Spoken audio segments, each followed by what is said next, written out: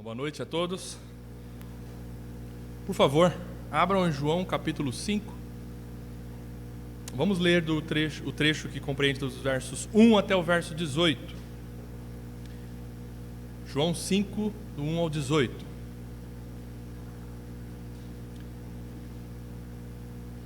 A cura de um paralítico. Diz assim as Sagradas Escrituras: Passadas estas coisas, havia uma festa dos judeus, e Jesus subiu para Jerusalém. Ora, existe ali, junto à porta das ovelhas, um tanque chamado em hebraico Betesda, o qual tem 5 pavilhões. Nestes jazia uma multidão de enfermos, cegos, coxos, paralíticos, esperando que se movesse a água. Porquanto um anjo descia em certo tempo, agitando-a. E o primeiro que entrava no tanque, uma vez agitada a água, sarava de qualquer doença que tivesse. Estava ali um homem enfermo havia 38 anos.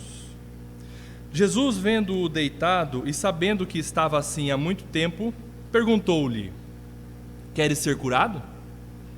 Respondeu-lhe o enfermo: Senhor, não tenho ninguém que me ponha no tanque, quando a água é agitada. Pois enquanto eu vou, desce outro antes de mim. Então lhe disse Jesus: Levanta-te, toma o teu leito e anda. Imediatamente o homem se viu curado, e tomando o leito, pôs-se a andar. E aquele dia era sábado. Por isso disseram os judeus ao que fora curado: Hoje é sábado, e não te é lícito carregar o leito. Ao que ele lhes respondeu: O mesmo que me curou me disse: Toma o teu leito e anda. Perguntaram-lhe eles: Quem é o homem que te disse: Toma o teu leito e anda? Mas o que fora curado não sabia quem era, porque Jesus se havia retirado por haver muita gente naquele lugar. Mais tarde, Jesus o encontrou no templo e lhe disse: Olha que já estás curado. Não peques mais, para que não te suceda coisa pior. O homem retirou-se e disse aos judeus que fora Jesus quem o havia curado. E os judeus perseguiam Jesus, porque fazia estas coisas no sábado. Mas ele lhes disse: Meu pai trabalha até agora, e eu trabalho também. Por isso, pois, os judeus ainda mais procuravam matá-lo, porque não somente violava o sábado, mas também dizia que Deus era seu próprio Pai, fazendo-se igual a Deus. Pai, nós estamos aqui diante da Tua palavra e pedimos humildemente que o Senhor nos revele aquilo que está no Teu coração para nós nesta noite. Nos ajude, Senhor, com o espírito de sabedoria, discernimento, no nome de Jesus. Amém. Queridos, hoje nós vamos estudar o terceiro milagre relatado por João, a cura de um paralítico. Esse é o terceiro milagre, ou sinal, que o apóstolo João registra em seu evangelho, realizado por Jesus. E somente no evangelho de João existe o registro deste milagre. Os outros evangelistas não registram este acontecimento no tanque de Betesda, no templo em Jerusalém. E existe um ponto interessante aqui para nós, que nós estamos percorrendo o evangelho segundo o apóstolo João. Este é o único milagre relatado por João onde Jesus toma a iniciativa. Nos outros, as pessoas pediam: me cure, me salve. A tempestade está tão grande que nós não aguentamos, Senhor, nos ajude. Mas nesse, Jesus, ele não espera um pedido do homem paralítico, mas ele vai. Jesus toma a iniciativa e vai diretamente em direção àquele homem para curá-lo. Como nós temos visto também com relação aos milagres, aos sinais registrados no Evangelho de João, nós vimos o primeiro, que foi a transformação da água em vinho em Caná da Galileia. Nós vimos o segundo, que foi a cura do filho de um oficial, que Jesus estava em Caná da Galileia, mas ele cura o filho do oficial a 30 quilômetros de distância, lá em Cafarnaum. e esse terceiro milagre que nós vamos ver hoje, existe um propósito, e nós temos visto com relação a isso. Qual é o propósito? Mostrar que Jesus é o Filho de Deus, o Messias que viria ao mundo como Salvador. E por conta deste propósito, nós cremos que Jesus é o Filho de Deus, o Todo-Poderoso Salvador e Senhor, nós somos impulsionados a crer nele. O propósito dos milagres é isso, é apontar, o sinal é mostrar algo além, ou mais importante do que o próprio sinal miraculoso, apontar Jesus como Todo-Poderoso, como aquele que realiza o milagre e pode fazer muito mais. Salvar uma pessoa perdida, dar a ela a vida eterna através da vida dele, Cristo Jesus, o Redentor. Hoje, diante desse trecho que nós lemos, eu dividi esse trecho em duas partes. Hoje veremos a primeira parte, do verso 1 até o verso 9. Verso 1 até o verso 9. Primeira parte, então, do terceiro milagre relatado por João, a cura de um paralítico. João relata, então, as circunstâncias que envolveram este milagre. Veja no versículo 1, o que diz? Passadas estas coisas, havia uma festa dos judeus, e Jesus subiu para Jerusalém. Passadas estas coisas, quais coisas? Aí você tem que voltar um pouquinho, estudar o capítulo 4, capítulo 3, nós vimos no finalzinho do capítulo 4 que Jesus estava na Galileia, a região norte da nação de Israel, lá em Caná da Galileia. Finalzinho do capítulo 4 você vai ver isso. E Jesus, sendo um judeu e cumpridor da lei, ele decide ir para Jerusalém para participar de uma das festas estabelecidas pela lei de Moisés. Havia 3 festas principais que o povo de Israel, os judeus, comemoravam, e um judeu deveria participar pelo menos uma vez ao ano. As festas eram as principais: a festa da Páscoa, a festa dos tabernáculos e a festa de Pentecostes. Não se sabe aqui ao certo qual festa que Jesus foi para participar, mas ele foi participar de uma festividade em Jerusalém. Toda a espiritualidade dos judeus estava envolvida no templo, e o templo se situava na cidade de Jerusalém. E Jesus foi para lá. Lá em Jerusalém, no templo, diz o verso 2 o seguinte: ora, presta atenção, no templo, em Jerusalém, existia ali, junto à porta das ovelhas, um tanque, chamado em hebraico Betesda, o qual tem 5 pavilhões. No templo de Salomão, no templo que os judeus realizavam os sacrifícios, as festividades, havia como que um anexo, uma extensão. E nessa extensão, nesse anexo ao templo, era uma construção com 5 pavilhões, com 5 andares, e ao fundo, lá embaixo, no térreo, tinha um tanque, chamado tanque de Betesda. Betesda significa casa de misericórdia, que estava próximo à porta das ovelhas. A porta das ovelhas era a porta por onde se encaminhavam os animais, as ovelhas, para o sacrifício. Então, esse local que João registra o acontecimento desse terceiro milagre é nesse anexo, é nessa construção contígua ao templo, com 5 andares, com 5 pavilhões, e ao fundo, ou no térreo, havia esse tanque, um tanque chamado Betesda, que significa casa de misericórdia.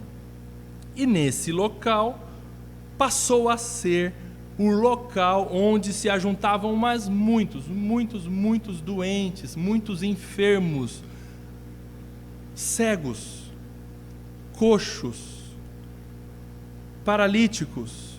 Diz o verso 3: nestes, ou seja, nos pavilhões, nos andares, naqueles andares, em torno do tanque de Betesda, jazia, ou seja, estavam parados, ou jazia, uma multidão de enfermos. Dentre os enfermos, João detalha: cegos, coxos e paralíticos. Mas por que esses doentes jaziam ali? Por que eles ficavam parados ali nesses andares e em torno do tanque de Betesda? O verso 4 nos explica: esperando que se movesse a água, porquanto um anjo descia em certo tempo, agitando-a. E o primeiro que entrava no tanque, uma vez agitada a água, sarava de qualquer doença que tivesse. Queridos, presta atenção aí na sua Bíblia. O trecho que você está lendo no verso 4 está entre colchetes. Veja, na ARA, na NVI também, se eu não me engano, tem esse trecho em colchetes. Por que entre colchetes? Esse trecho foi um trecho acrescentado por copistas. Diz os comentaristas e os intérpretes das Escrituras que esse verso 4 foi acrescentado por copistas. O que são copistas? O que foram os copistas? Nos primeiros séculos depois de ter formado o cânon da Bíblia, copistas acrescentaram essa informação. Porém, obviamente, esse trecho é a autoridade das Escrituras, é inspirado por Deus, é sim reconhecido pelo Espírito Santo como inspiração das Escrituras, mas foi uma explicação de copistas, aqueles que estavam copiando a Septuaginta naquela época, nos primeiros séculos, para explicar esse acontecimento. É lógico, existe segurança nesse trecho, sem dúvida, você não duvide que isso é inspirado pelo Espírito Santo, claro que sim, é inspirado pelo Espírito Santo. Tanto é que no verso 7 existe o registro de João a respeito do que acontecia lá no tanque de Betesda. O verso 7 diz o seguinte: respondeu-lhe o enfermo: Senhor, não tenho ninguém que me ponha no tanque quando a água é agitada. Ok? Isso é o que acontecia. Verso 4 então é a explicação por que esses enfermos jaziam ali em torno do tanque de Betesda no templo de Jerusalém. E por conta dessa crença, havia ali, em torno do tanque, muita gente doente que acreditava nisso. Eles acreditavam nesse acontecimento.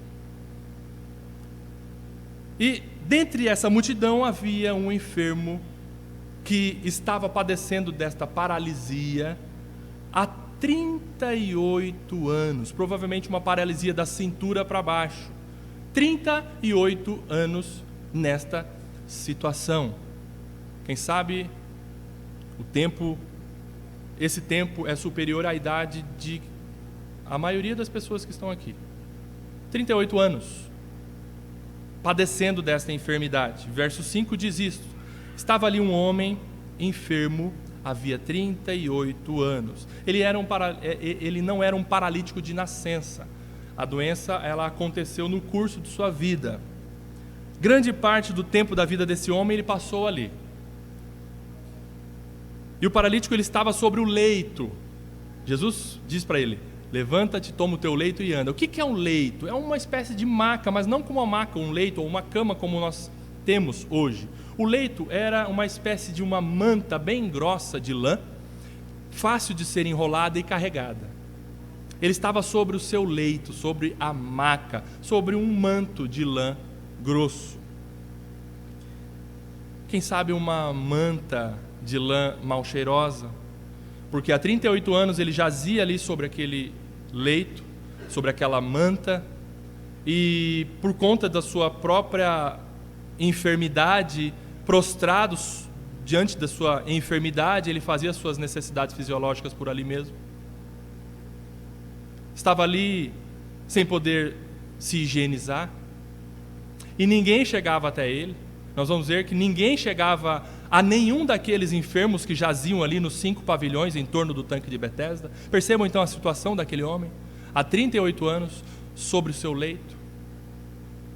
Um retrato vívido da miséria humana. Não só com suas pernas mortas, mas a sua esperança já morta. Não havia esperança para ele. E vocês vão perceber também que, de acordo com o contexto que nós vamos estudar, Deus permitir numa próxima oportunidade, do finalzinho do 9 para frente, a doença daquele homem, ela foi decorrente de um pecado cometido. Olha o que diz o verso 14, só para a gente entender esse trecho. Verso 14: mais tarde, o que aconteceu? Jesus o encontrou no templo e lhe disse: olha que já estás curado. Percebam agora, não peques mais, para que te não suceda coisa pior. O que Jesus está dizendo? Você pecou e aconteceu algo ruim. Essa situação que você estava até agora há pouco, que você foi curado. Não peques mais para que não aconteça algo pior. Perceberam o que Jesus disse para ele? Essa doença foi decorrente de um pecado cometido. É bem verdade que nós não podemos generalizar que Deus manda doença toda vez que nós pecamos.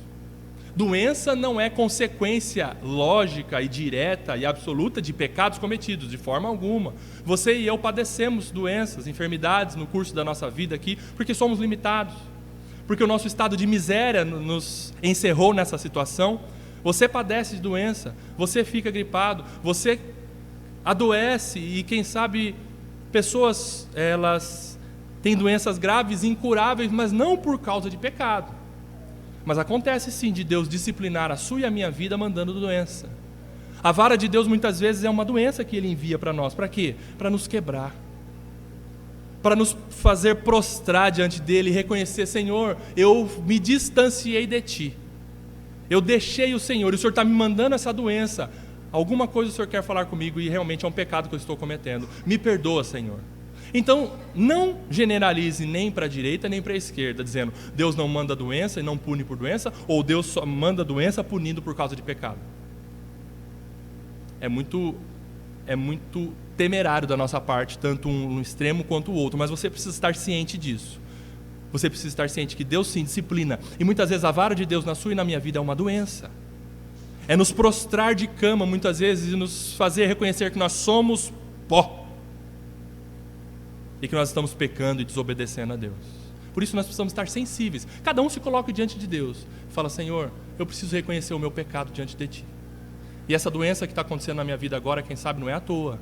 Quem sabe seja a sua vara na minha vida.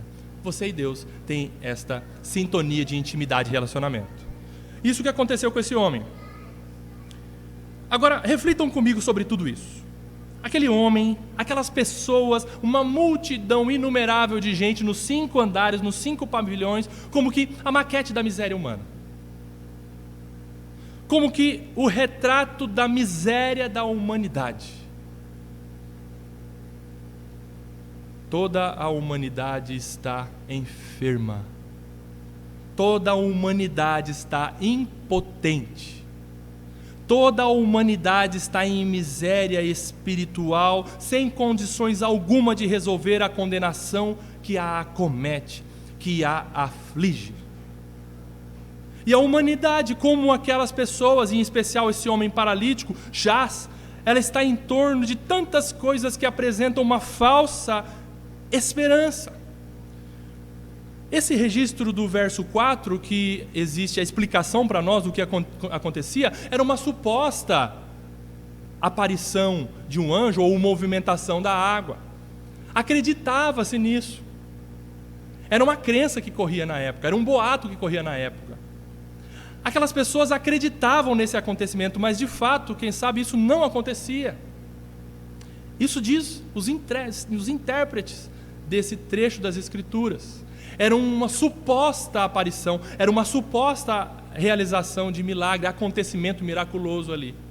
E aquelas pessoas estavam agarradas nesse acontecimento, nesse suposto acontecimento, com a fé em algo não concreto e real, que, quem sabe, não acontecia de fato, mas aquelas pessoas queriam de alguma maneira serem curadas. E hoje a humanidade está em torno de tantas coisas que dão falsas esperanças. E a humanidade está perdida em seus pecados e delitos e ainda quer buscar esperança, por exemplo, em relacionamentos. As pessoas buscam satisfação em relacionamentos, em casamentos, em amizades, em namoro, em noivado, achando que isso irá satisfazer ou preencher o vazio que existe aqui dentro, mas não há satisfação plena em relacionamentos. Eu sinto te dizer, se é que você já não sabe, relacionamentos não nos preenchem completamente, não nos satisfazem plenamente. A humanidade também ela está em torno de uma falsa esperança no dinheiro, na instabilidade das riquezas. E o dinheiro não nos traz satisfação. Pelo contrário, o dinheiro nos traz, quando nós depositamos a nossa confiança no dinheiro, o que reverte nessa situação é ansiedade, é preocupação excessiva, é querer ter mais, porque quando a gente tem, a gente quer mais. Também a humanidade morta em estado de miséria e pecado, ela busca esperança na família. Pais depositando suas esperanças, suas falsas esperanças nos filhos. Filhos depositando suas esperanças nos pais.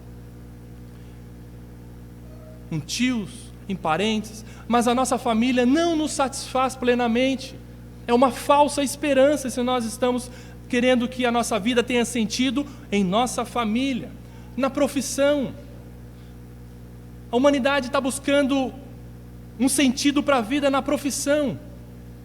E fazendo cursos e mais cursos e mais cursos, e pós-graduação e mestrado e doutorado e PhD, e não para mais, e se qualificando. Não que isso não seja bom em si, claro, se você puder se qualificar, se qualifique para você ser um excelente profissional, mas não deposite a sua esperança nisso. A sua profissão não vai te trazer satisfação plena, não te dá esperança. Quando você vê, você está no emprego que é o sonho da sua vida, você chegou lá, vai chegar um momento que você vai olhar para tudo aqui e falar: de fato não era isso que eu queria. Isso realmente não me dá a satisfação e uma esperança verdadeira.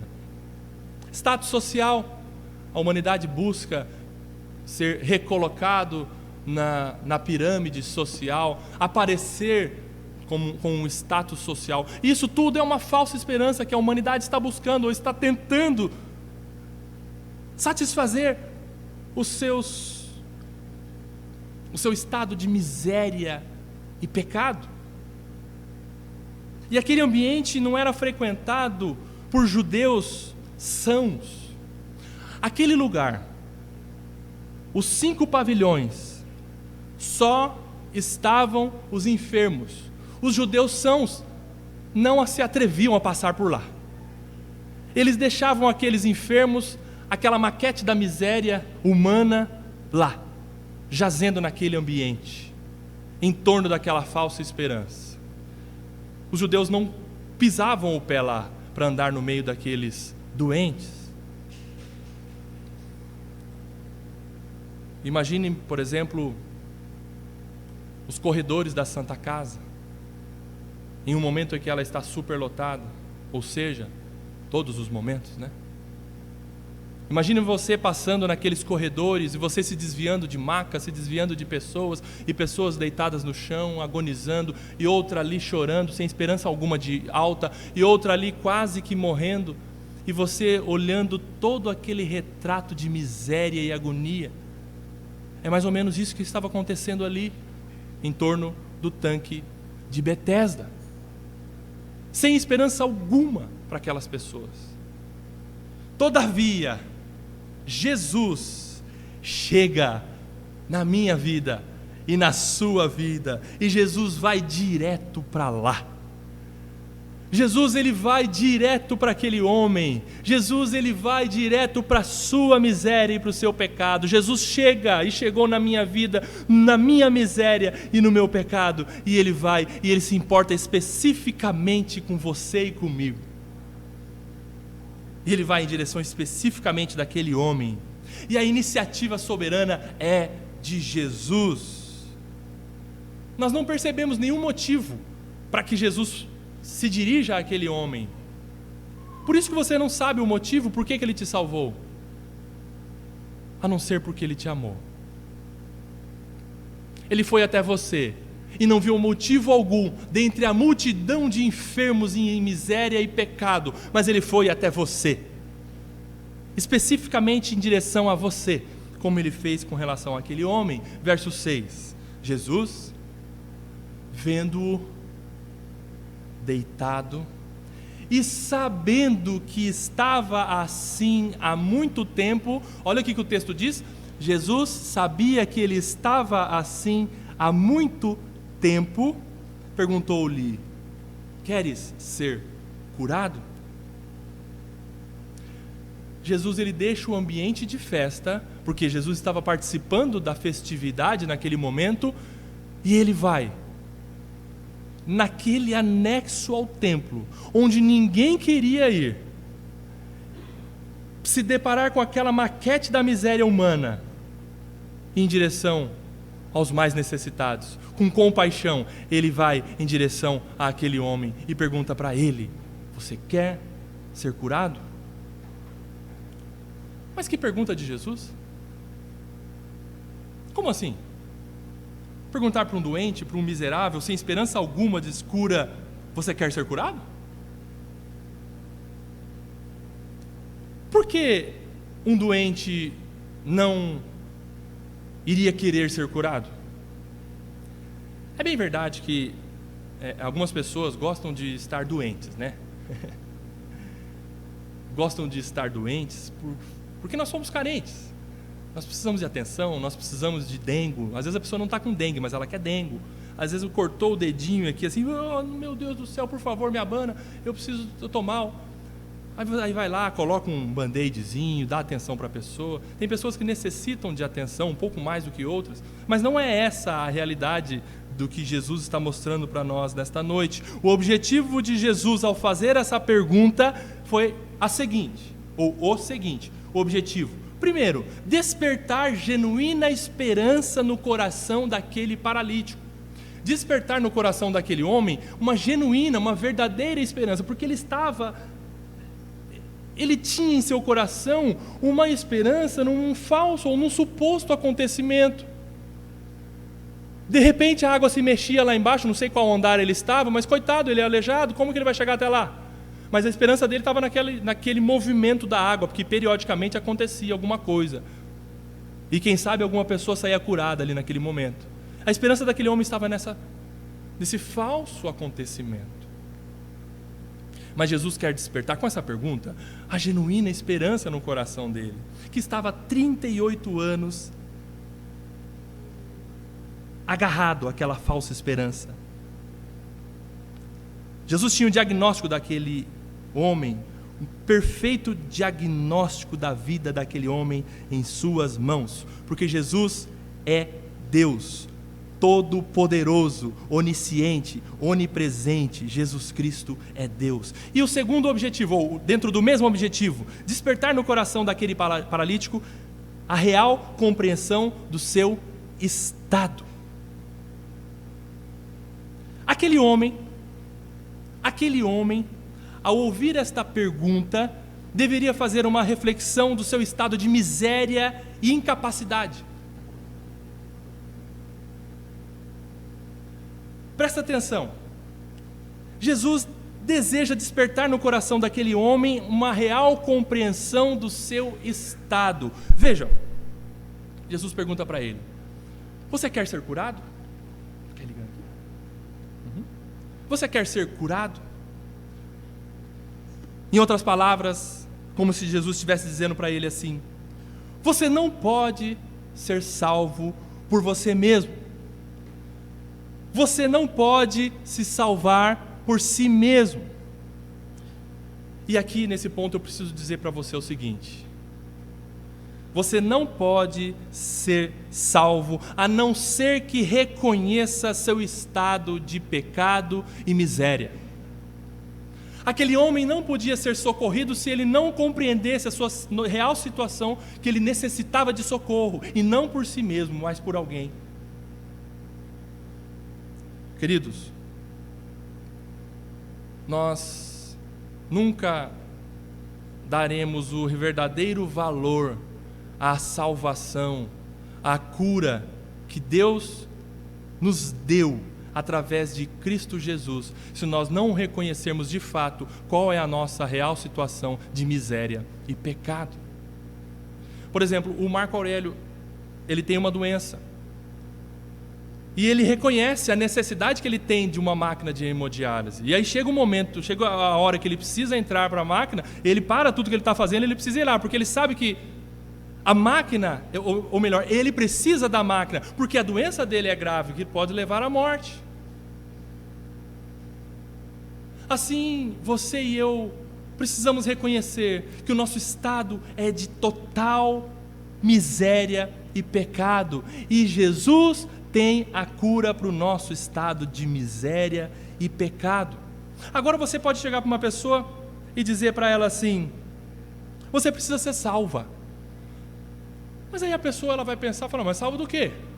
Eu não estou perdido, a minha vida é boa, eu tenho tudo de bom, os meus filhos se formaram agora, estão bem encaminhados no mercado de trabalho, eu tenho dinheiro no banco, minha casa está organizada, está tudo certinho, está tudo ok.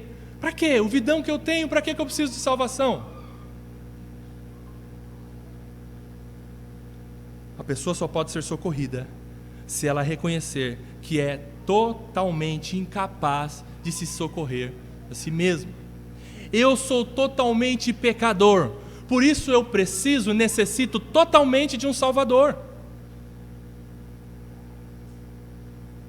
E o objetivo de Jesus ao fazer essa pergunta para o homem paralítico foi esse: fazer com que ele parasse e pensasse. Você quer ser curado de fato? É como que uma pergunta já com a resposta, né? Eu tenho a cura para você. Mas olhem só qual foi a resposta do homem. Primeiro ele reclama, verso 7. Respondeu-lhe o enfermo: Senhor, não tenho ninguém que me ponha no tanque quando a água é agitada. Ele não responde assim: Senhor, eu quero ser curado, ou Senhor, me deixa aqui, eu não quero ser curado. A resposta do homem foi: eu não tenho ninguém. Talvez para aquele homem, pior do que a paralisia física, fosse a dolorida e angustiante realidade de não ter ninguém, de ser esquecido, de ser rejeitado por todos. Ninguém se interessava pelo problema dele. E imagine só a amargura que ardia no coração dele ao ver os outros correndo, ainda que fosse cego, o coleguinha dele ali do lado, cego, mas ele poderia se encaminhar lá para o poço, lá embaixo, mas ele não podia nem correr. Ali era a disputa dos menos piores contra os piores.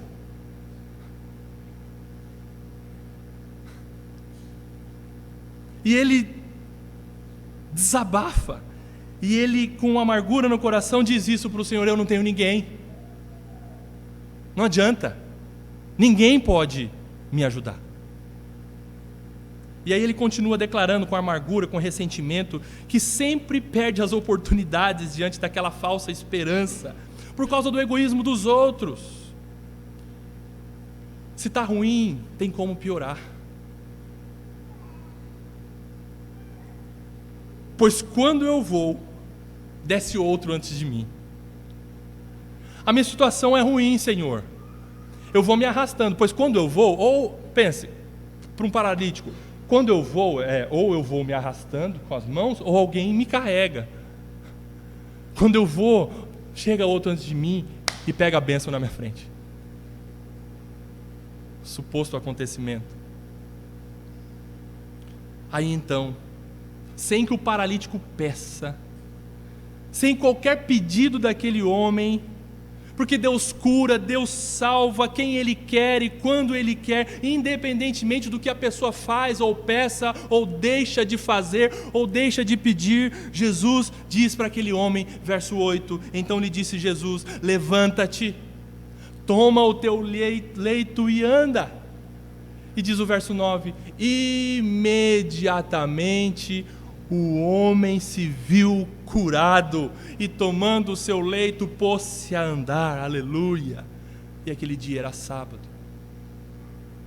Através do comando verbal de Jesus, o poder de Deus tomou o corpo daquele homem, os seus músculos passaram a se tonificar, se fortalecer, os seus ossos se estalaram, e ele não precisou de sessões de fisioterapia para reabilitação no andar, mas aí imediatamente ele se fez curado, ele se viu curado, pôs-se em pé,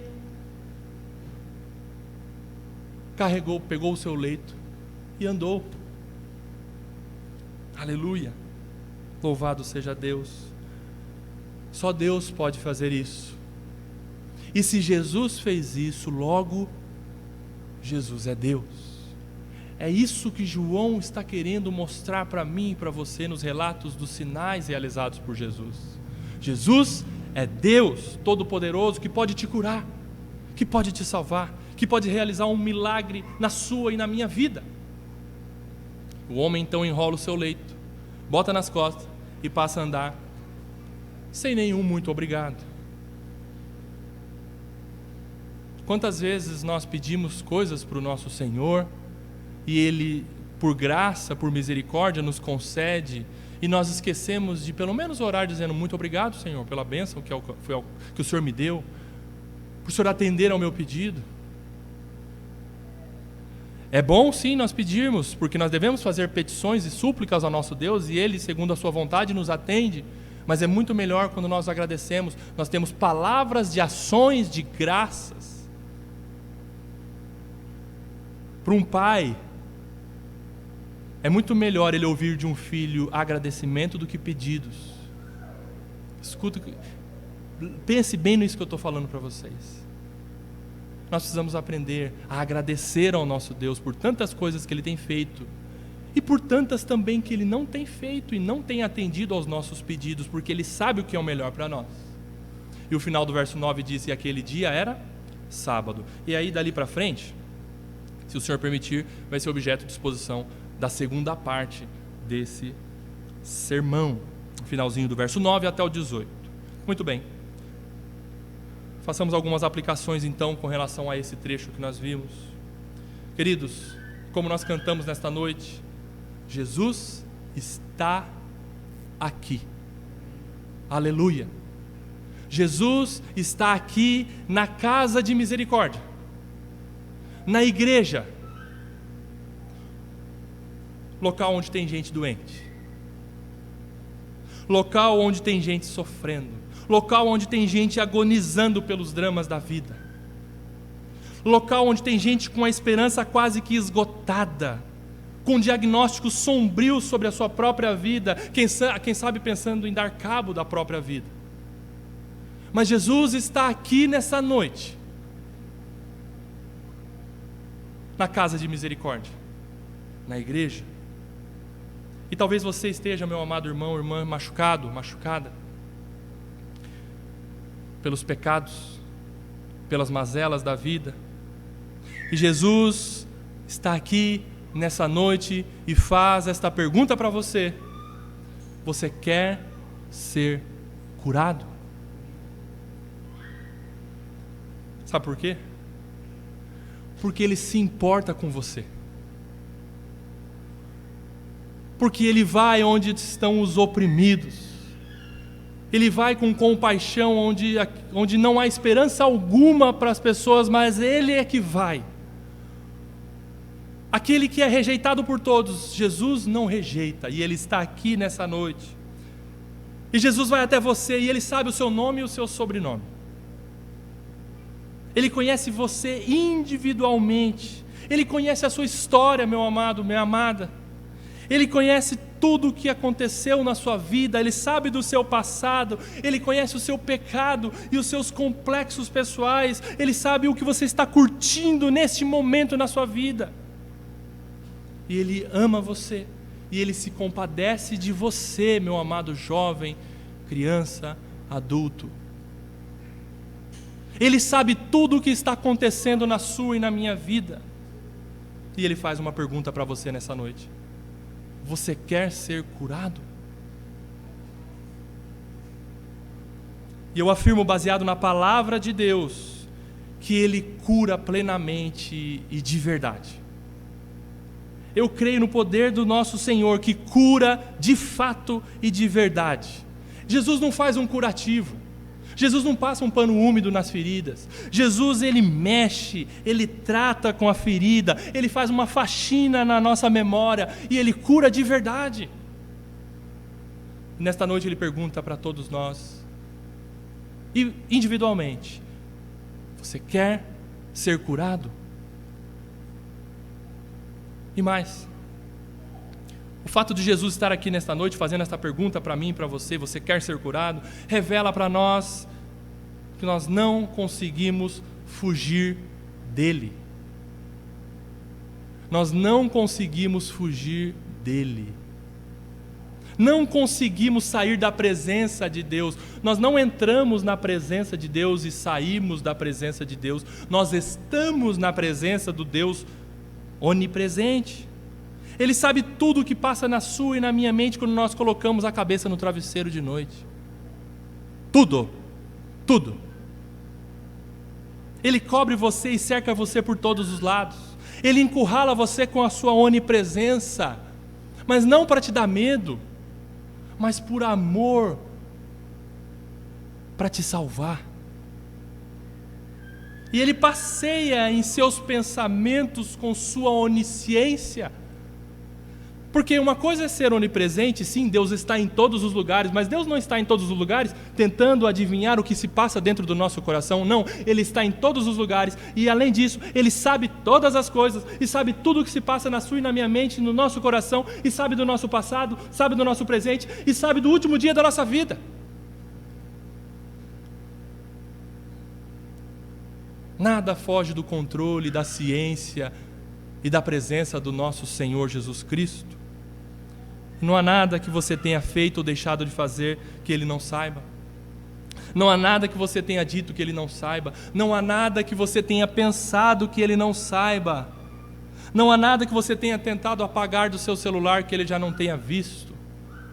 Ainda que você consiga esconder de todas as pessoas, Ele sabe de todas as coisas. E pergunta para você: você quer ser curado? Não dá para fugir da presença do Senhor. Como diz a Escritura, Ele é como sombra à sua direita.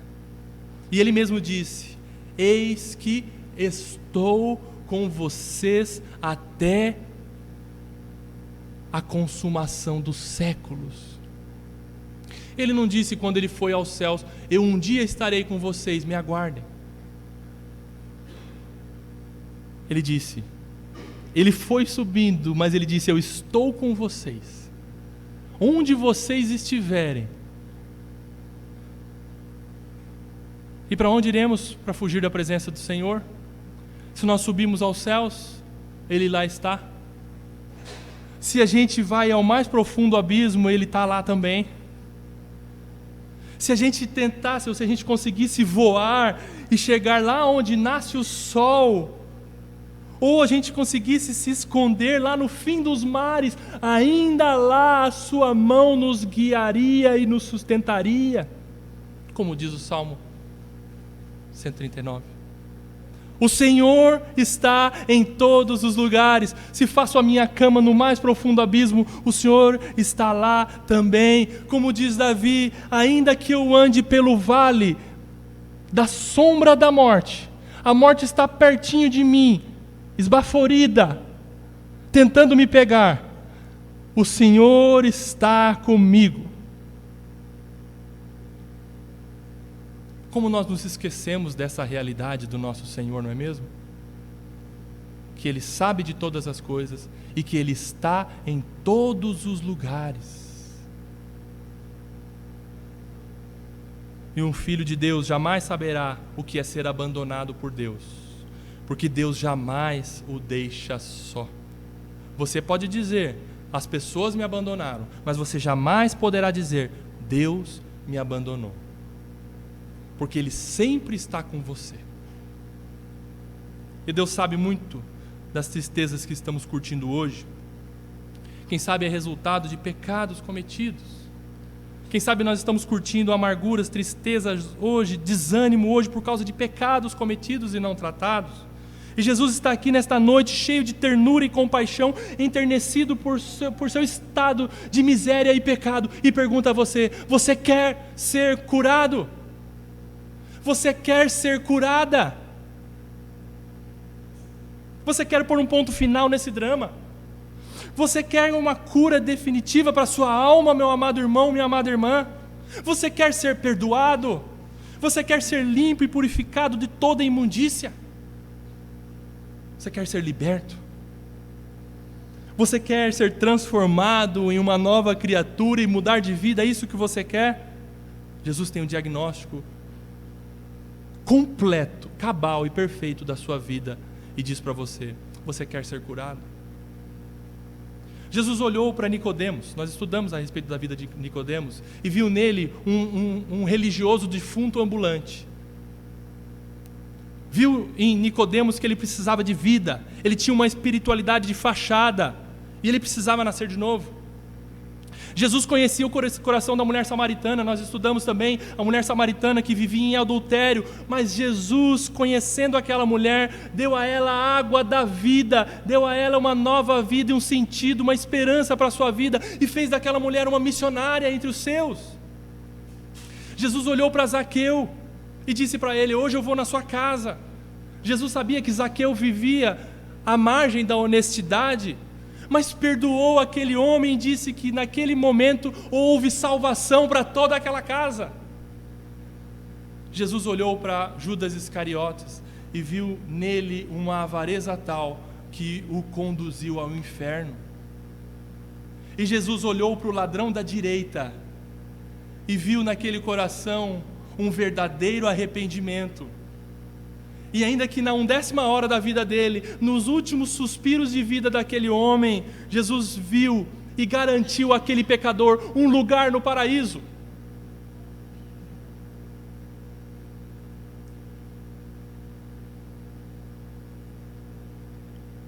Sabe aquele ponto da vida que você e eu chegamos como que no fim da linha?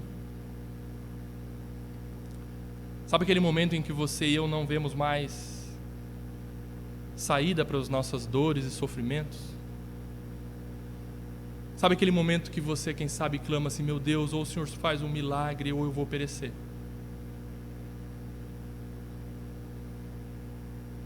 Se esta é a sua situação nesta noite, você é um candidato a um milagre da graça de Deus na sua vida. E Jesus está perguntando para você: você quer ser curado? Aquilo que você não pode fazer por si mesmo, aquilo que eu não posso fazer por mim mesmo, aquilo que os seus méritos, as suas qualidades não podem fazer por você, aquilo que a igreja não pode fazer por você, aquilo que os amigos não podem fazer por você, os familiares, o dinheiro, o lazer não pode fazer por você. Jesus de Nazaré está aqui hoje, nesta noite, na casa de misericórdia, para fazer um milagre na sua vida. Então ele pergunta: você quer ser curado? Não importa a gravidade do seu problema, não importa a gravidade do seu problema, a palavra de Deus diz que ainda que os nossos pecados sejam tão vermelhos, tão escarlate, eles se tornarão brancos como a neve. Não importa o tamanho do seu problema, porque não há nada, absolutamente nada maior do que o nosso Deus. Se o seu tamanho é gigantesco, ele é um grão de areia para o Senhor Jesus. E não importa o tempo decorrido, tudo o que acontece quando Deus nos perdoa, Ele lança nas profundezas do mar e diz: não me lembro mais disso.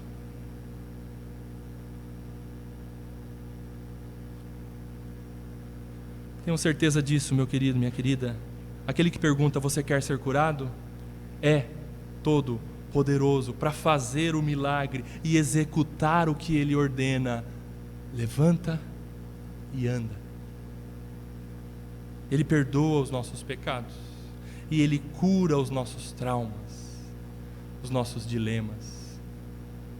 E eu creio, pela fé, na palavra poderosa de Jesus nesta noite, que muitos vão sair por aquela porta, quem sabe, andando, curados, libertos, perdoados, perdoando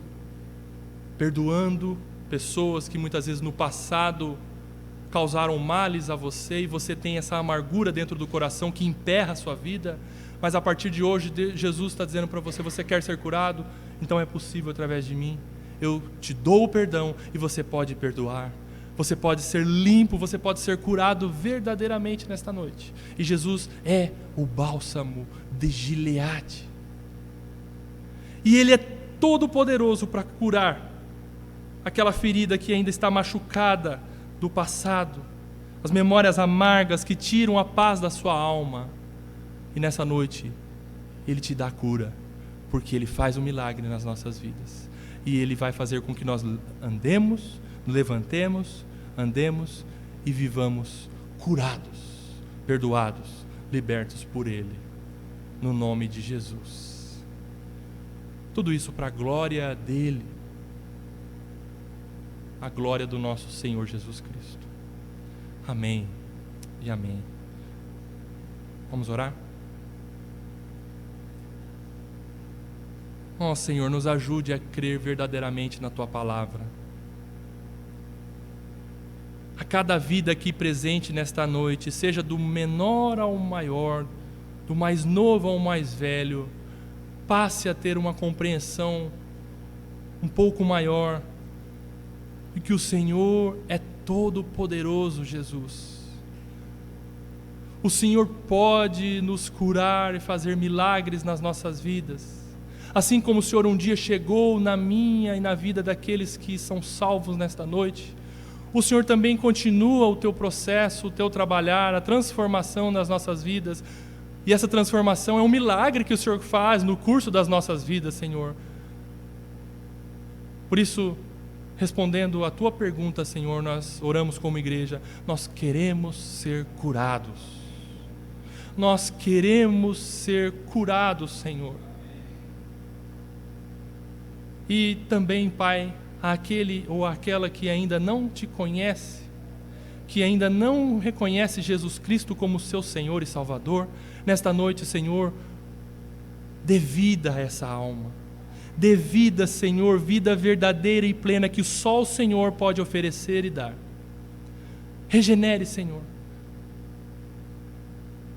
Quem estiver aqui nesta noite morto ainda nos seus delitos e pecados, e que o Senhor possa fazer com que essa pessoa desperte para uma vida contigo e deseje ser batizada, para crer em Jesus Cristo e ser salvo. Muito obrigado por Tua palavra, Senhor, que nos consola, que nos desperta do nosso sono e que nos dá esperança. A nossa esperança é Jesus Cristo, o Teu Filho amado, nosso Senhor. E é neste nome, no nome poderoso de Jesus Cristo, é que nós oramos. Amém.